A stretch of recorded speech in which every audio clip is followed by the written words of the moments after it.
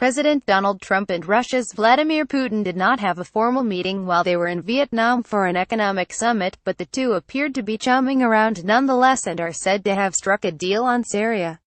The Kremlin released a statement Saturday that stated that the leaders met during the Asia-Pacific Economic Cooperation Conference in Da Nang and reached agreement on a number of principles for the future of the civil war-torn country now that the Islamic State group has largely been pushed out. Among the agreement's key points, according to the Russians, were an affirmation of de-escalation zones, a system to prevent dangerous incidents between American and Russian forces, and a commitment to a peaceful solution governed by a Geneva peace process. The Kremlin quickly promoted the agreement as the White House stayed silent.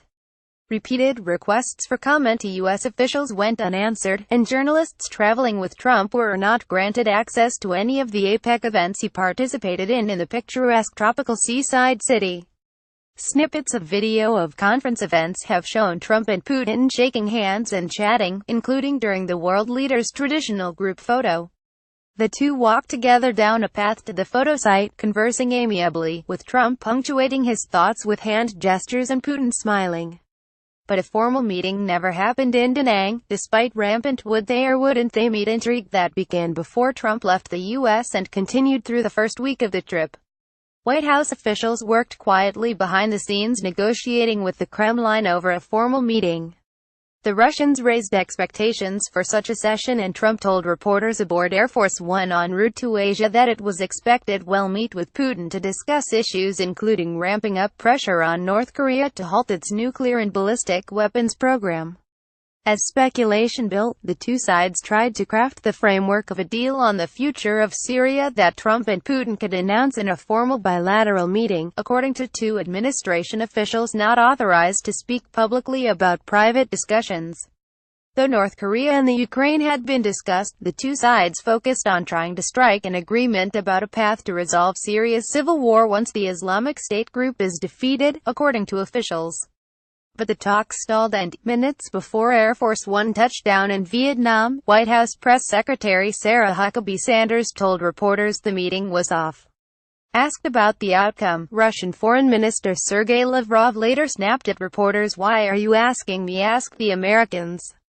Putin spokesman Dmitry Peskov said that even without a formal meeting, both presidents are in town, and their paths will cross one way or another.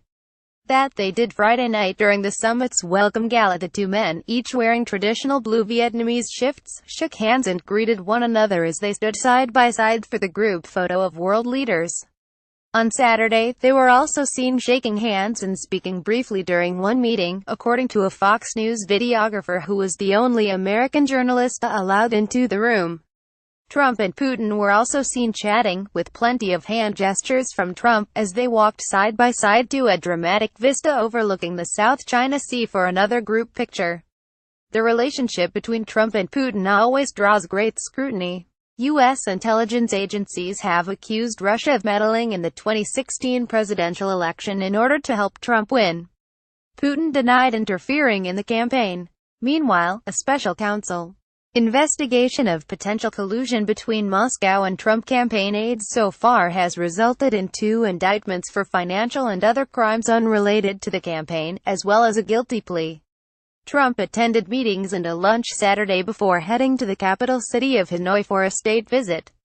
He'll attend a banquet Saturday night and, on Sunday, meet with the country's president and prime minister before heading to his final stop, the Philippines. Associated Press writers Darlene Superville and Josh Lederman in Washington contributed to this report.